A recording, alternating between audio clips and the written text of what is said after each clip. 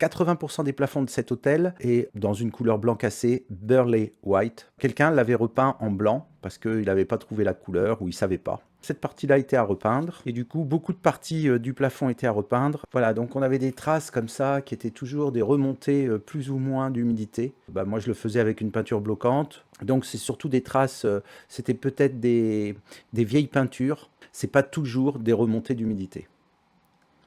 Voilà, donc ça, clairement, je repeignais.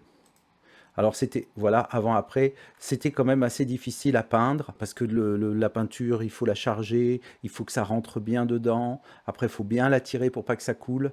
Voilà, c'est pas évident, c'est un coup de main à avoir. Moi, j'avais pas l'habitude de peindre ce type de corniche. Je m'y suis bien mis, hein, obligé. Hein. Il y avait 1000 mètres linéaires de plainte, quoi. Pardon, 1000 mètres linéaires de corniche. T'as le temps d'apprendre. Voilà, encore. Donc après, ça, c'est une peinture qui se tend. Ouais, voilà. Donc aujourd'hui, je révise tous les plafonds. Très très jolie moulure. Donc quand il y a des taches, par exemple, là, il y en a une. Je te fais voir. Oh, je pense que tu le vois. Une tache. Mais là, je vais repeindre. Bon, on avait compris. Et donc la chance que j'avais quand même, c'est qu'il y avait... charger.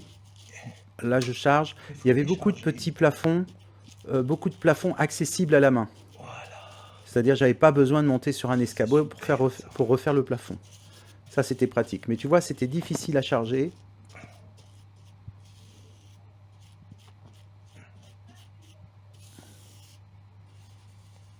Là, faut pas déborder sur le papier peint. Ok. Très jolie moulure. Ouais. Donc je reprends tous les plafonds.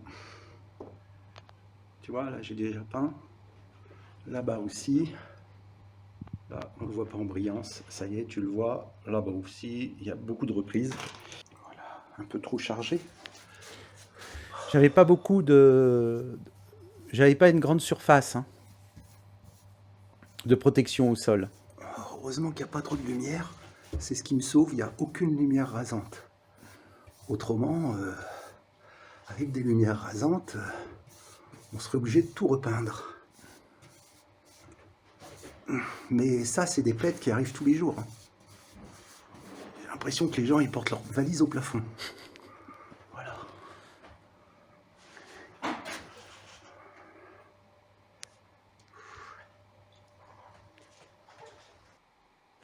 Ok, donc là, c'était une petite reprise au pinceau.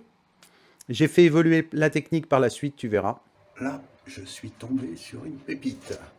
Donc j'ai tout ce plafond à repeindre. Ok. Tout ce plafond. Là, ça c'est pareil, c'est tout à repeindre. Et ben c'est très bien. Donc je fais mes réchampis, je vais chercher le rouleau après. Alors, on va voir le réchampi qui est sur un angle. Hein. Ah non, non, c'est carrément sur le papier. Donc, c'est pas mal. Ça, c'est le deuxième côté. Je vais certainement toucher. Voilà. Et là, c'est le petit rouleau, hein, jamais le grand en fait, sur des petits plafonds comme Voilà, ça. faut faire attention, il y a le papier peint. Alors, il faut enlever la corde, il faut aller au plus rapide. proche du papier peint sans toucher le papier peint. Bon, après, c'est pas une peinture très agressive. Si tu touches le papier peint, il faut de l'eau avec une microfibre et tu l'enlèves tout de suite. Ok, donc ça, c'est souvent un petit camion que j'ai utilisé, un petit contenant. C'est pratique pour les pattes de lapin. Et puis pour la brosse, jamais dépasser la hauteur de brosse, hein, parce qu'après, ton pinceau baigne dans la peinture. Donc là, c'était mes premières vidéos un petit peu en public. Tu m'entends, je parle pas fort. J'ai augmenté le son, mais j'ai beaucoup de mal. Donc là, j'étais toujours en train de peindre avec mes rouleaux, parce que à l'entreprise, il n'y avait pas de rouleau. Ils avaient, J'ai du mal à voir. ils avaient pas de rouleau. Par la suite, ils m'ont acheté des rouleaux beaucoup plus gros, c'était mieux. J'avais bien fait d'amener les miens. Ok, je suis passé dans ce couloir. Ici, j'ai une fissure Alors, on m'a appelé pour une fissure. avec un petit dégât des eaux. Voilà. Donc je vais ouvrir ma fissure, je vais traiter avec un produit isolant, et puis 2 couches d'enduit, ponçage et peinture. Ouvrir la fissure, peinture isolante, deux couches d'enduit, parce que la première couche se rétracte, si c'est un enduit en pâte. Deuxième couche d'enduit, ponçage, et logiquement impression et mise en peinture. Donc ça, c'est vraiment la méthode. Dès que tu as gratté, il faut aspirer. Attends, je vais faire cette corniche, c'est Il y a quelques petits défauts à reprendre. Ouais. Il y a eu du blanc qui a été posé, c'est pas du blanc. Voilà, il y a quelqu'un qui Pas la arrive avec bonne du blanc, mais couleur. c'était pas la bonne couleur. Pourtant, c'est pas difficile. Tous les plafonds, à part le troisième et le quatrième étage en sortant de l'ascenseur qui est blanc. Tout le reste, c'est beige. Voilà, je le faisais avec une brosse que j'avais récupérée, que j'avais nettoyée. D'abord charger et Ah après non. il faut décharger. Tirer Voilà. bien la peinture, que la peinture recouvre pas les Ça, c'était formes. les débuts. J'avais cette brosse-là. Voilà. Ça va raviver un peu la moulure. Voilà, un petit coup rapide. Ah, c'est du bon boulot ça. Qu'est-ce qu'ils travaillaient bien les anciens, putain. Quand tu vois les travailleurs qu'on a aujourd'hui. Eh ouais. Allez. Alors, c'est pas évident parce que la peinture a tendance à couler sur la brosse. Et en même temps, il faut vraiment bien charger l'intérieur. Donc, bah, c'était nouveau pour moi. J'étais très content. Il y a eu beaucoup de nouveautés dans cet hôtel. Donc, c'est brillant, mais après, ça, c'est une peinture mate. Et puis, on voit, c'est vraiment la même couleur. Alors ça, c'était pas normal. Dès que quelqu'un, c'est pas quelqu'un, hein, là maintenant, c'était toujours en train d'ouvrir les trappes pour vérifier des trucs et tout, et couper l'eau. Et en fait, il y avait toujours des traces de doigts comme ça autour des trappes, ce qui est pas du tout normal. Normalement, quelqu'un qui ouvre une trappe, il a les mains propres. Pourquoi ils ont toujours les mains dégueulasses? Voilà, des petits bouts partout. Tout sale. Ici, Donc tout là, sale. j'étais sur le couloir Donc du c'est bas. parti. J'étais au rez-de-chaussée. Ah là, c'est beaucoup plus haut là. Ouais. Là, c'était beaucoup plus embêtant. Beaucoup, beaucoup plus haut. Voilà le couloir, une fois fini avec ses reprises.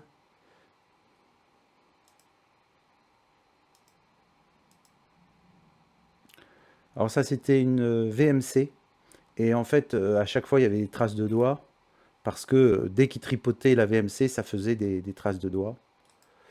Et là, je me souviens, à cet endroit-là, mon manager était passé et je lui ai dit, mais c'est pas normal qu'il y ait des traces de doigts. Il m'a dit, mais si, c'est normal, c'est comme ça. Dès qu'on touche les VMC, il faut repeindre. Alors, je sais pas ce que toi t'en penses, mais moi, je trouve que c'est pas normal que quand quelqu'un intervient sur changer un robinet, une prise électrique, qu'on soit obligé de renvoyer un peintre derrière. C'est pas du tout normal. Regarde, c'est beau ça. Mm. Ça a été peint en blanc, c'est un test.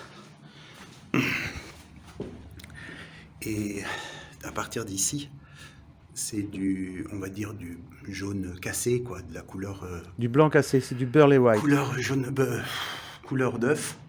Et j'ai 4 étages, j'ai 6 ou 7 cages d'escalier à peindre, 9. recto verso. Donc là, je pars sur 2 mois et demi de travail comme ça. 1024 barreaux. C'est beau. Donc là, c'est un beige et on va le mettre en blanc. Voilà, alors en fait, mon manager n'était plus là et on m'avait sorti la liste de choses à faire. Et puis, c'est l'idiot là, le copain du manager, qui était toujours sur moi et qui m'a dit, il faut repeindre la cage d'escalier, il faut repeindre tous les barreaux. Alors, ok. Donc ça, c'était le bas qui avait été fait par les deux peintres. Et moi, on me demande de continuer tout en blanc. Et en fait, je regarde et c'est pas faisable. Parce que pour peindre des barreaux comme ça... Alors il m'a dit, mais tu fais ça vite. Donc lui, c'était le peintre qui était à Dubaï. Il m'a dit, il faut faire ça vite. Mais il y avait 1024 barreaux doubles, tu vois. Et moi, j'ai fait un premier test. J'ai passé 8 heures pour faire uniquement un bas. Donc je me suis dit, c'est le début. En plus, j'avais pas de peinture métal. Je l'ai fait avec une peinture, une laque tendue gloss pour boiserie. Le métal est protégé, après tout, ça peut le faire. Mais le problème de cette peinture, c'est qu'elle a du mal à sécher. Et elle goûte pendant des heures. Elle continue à goûter. Elle ne fixe pas.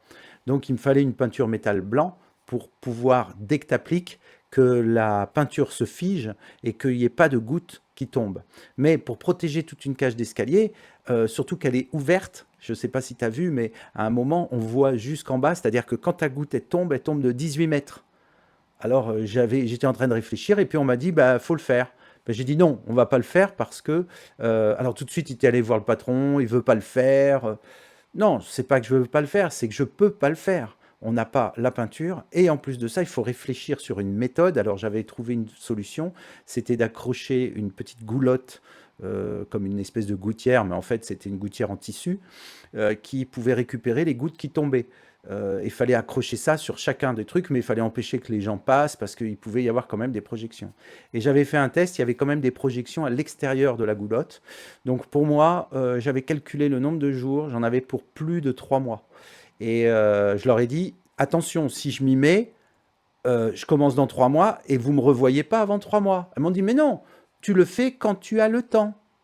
Mais je lui dis, mais ça va pas, il me faut 2 heures de protection pour protéger l'ensemble des escaliers, pour faire juste un étage, il me faut 2 heures de protection. Il faut empêcher les gens de passer, il faut, voilà, et la protection du deuxième étage et de l'étage qui est en dessous. Donc tu peux pas te dire, je vais me mettre à peindre 10 minutes en ayant 2 heures de protection. Donc ça n'allait pas du tout, ils comprenaient rien. Donc j'ai dit, moi je le fais pas. Et après au niveau sécuritaire, ils me demandaient de me pencher pour aller peindre un truc tout en bas. Et c'était pas possible. Tu t'en foutais plein les mains, j'ai essayé, ça marchait pas. Il fallait peindre d'en bas avec un rouleau, faire plusieurs techniques, mais surtout ce qu'il fallait, c'est fermer les cages d'escalier et les interdire au public. Parce que du coup, tu as un pinceau qui peut t'échapper, un rouleau, un pot de peinture, un truc comme ça, c'est hyper dangereux. Et donc, il comprenait rien. Et là, c'est là où j'ai vu que ce mec était complètement idiot. Et il n'y avait pas que lui, hein. Voilà, donc ça, j'avais repeint le plafond, c'était la découverte des plafonds. Et donc, c'était un petit peu l'urgence parce que c'était un hôtel Covid. C'était un hôtel qui avait été réquisitionné, entre guillemets, parce qu'ils avaient laissé... En fait, les hôtels étaient en train de mourir et le gouvernement, pendant le Covid, était un peu complètement perdu. Et les hôtels disaient, ouais, mais nous, on ne peut plus travailler, plus personne vient, les voyages sont interdits, on va tous déposer le bilan, il faut trouver une solution. Et ils ont trouvé l'hôtel Covid, c'est-à-dire que quand tu viens, tu fais une quarantaine de... Je crois que c'était 20 jours ou 11 jours dans l'hôtel. Voilà, il fallait déposer 1600 livres pour venir, et puis il y avait une somme pour l'hôtel. Et donc, ils ont pu garder les hôtels comme ça à flot. Et ça, c'était un hôtel Covid. Donc, les gens balançaient de la bouffe sur les murs. C'était assez terrible. Donc là, je sais pas, c'est une réparation.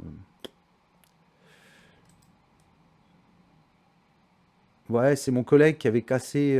C'était une réparation de mon collègue. Voilà. Ouais, ça y est, je m'en souviens.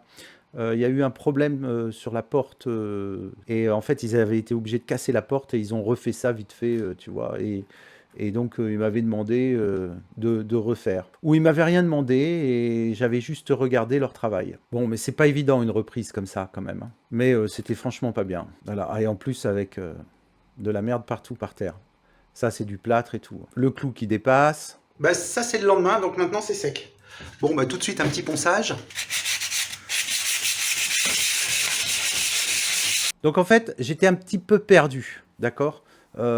J'avais beaucoup de tâches à faire, j'étais pas très bien organisé.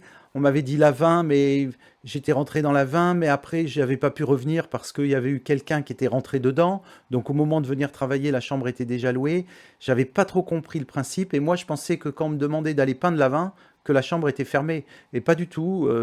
La chambre était complètement normale, ouverte, c'est-à-dire on pouvait la louer à n'importe quel moment. Il y a quelqu'un qui vient, il te dit je veux une chambre, tu pars sur la 20, et puis voilà. Et puis toi, tu es en train de travailler dedans, et il y a beaucoup de gens qui rentraient pendant que je travaillais. Et je disais à mon manager, mais on ne peut pas fermer les chambres. Il me disait non. Alors, il fallait que je le fasse que le matin. C'était un peu la merde complet.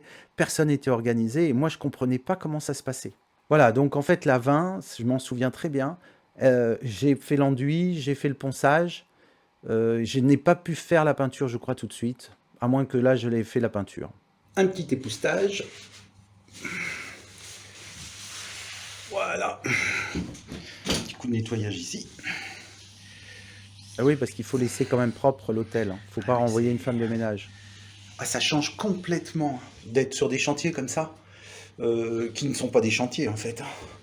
Ça me change complètement. Au début, j'étais un petit peu déboussolé. Bon, ça fait pas longtemps que je travaille, hein, ça fait un mois. Mais j'étais très surpris parce que j'ai pas l'habitude de travailler sur des petits morceaux de reprise comme ça. Moi, c'est des maisons d'habitude ou carrément des groupes de maisons avec plusieurs pièces. Mais là, bon, bah voilà, tu vois, la salle de bain est faite. C'est parfait. Je mets toujours mon pot donc, dans l'évier pour pas salir. Et puis, bon, là, je travaille en chaussures, mais des fois, j'enlève mes chaussures et tout. Faut vraiment pas salir. Après, ça donne du travail aux femmes de ménage. Bon, elles ont déjà pas mal de boulot, donc faut respecter le boulot de chacun, quoi. Est-ce que j'ai une tête de cadavre aujourd'hui? Non, ça va, je suis bien aujourd'hui. C'est bien. Une bonne la tête couleur. aujourd'hui, je suis bien rouge. Bon, voilà, alors, on va utiliser une peinture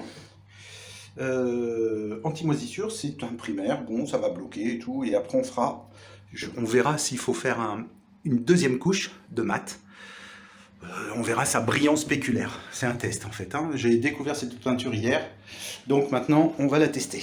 On envoie la première couche,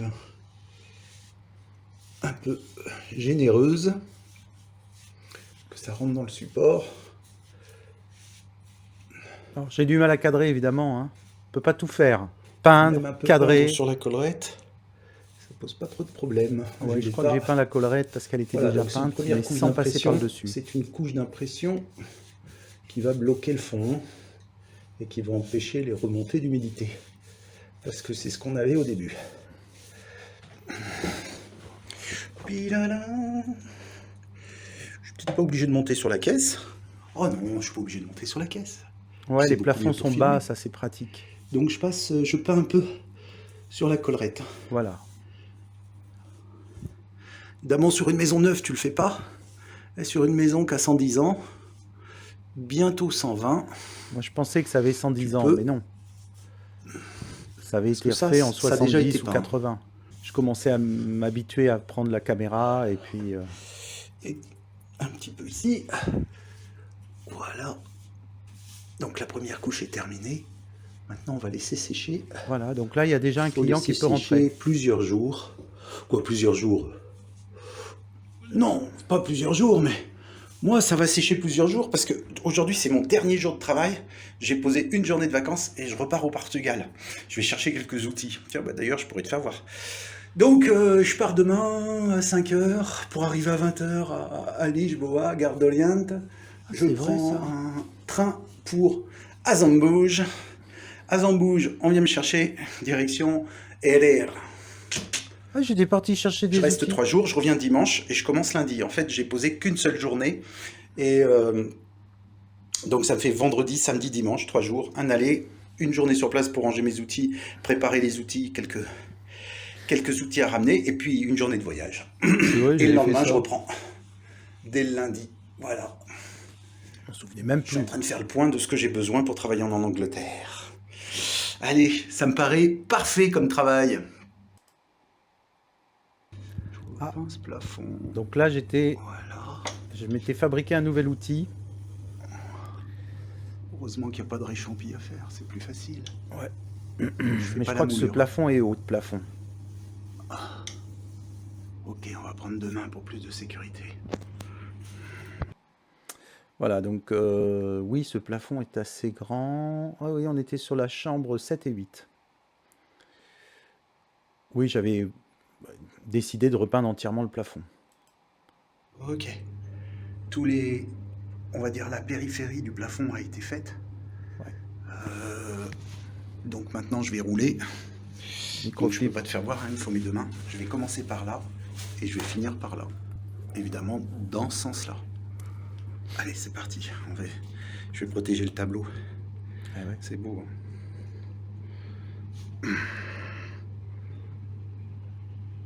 On dirait de l'école de Barbizon. L'école de Barbizon, ça doit être à peu près les mêmes époques. Sorry, mate. Yeah. Sorry. Just straight on it. Ouais, parce qu'en plus, il y avait du monde qui passait tout le temps.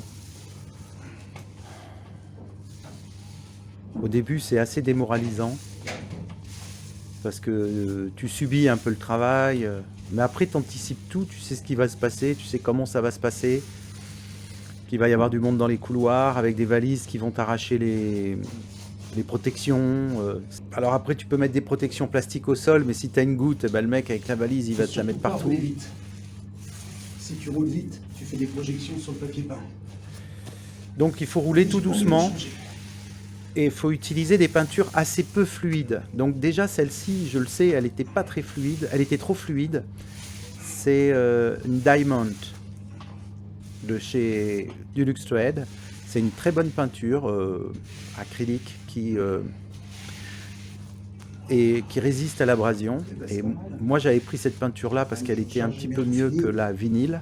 Mais le problème c'est qu'elle a une trop grosse projection. Voilà. Donc il aurait peut-être fallu que je fasse teinter une super mat. Mais alors là, c'est même pas évident du tout. Ils vendent que du blanc et ils font pas les teintes sur les couleurs de plafond comme ça. Je suis pas sûr qu'on aurait réussi à leur faire teinter un fût de super mat. L'avantage du super mat, c'est que c'est une peinture qui est assez peu fluide et qui a une brillance spéculaire extrêmement mate et qui est très opacifiante. Et elle est parfaite pour les plafonds parce que tu as peu de projection. Si tu roules doucement et que ton rouleau est bien chargé, aucun problème. Ok, bon, on a compris, Jean-Marc. Merci, merci. Donc là, j'utilise ce produit-là pour bloquer les taches. Tu les vois? Ah oui, il y a des taches. Alors là, on était sur la chambre.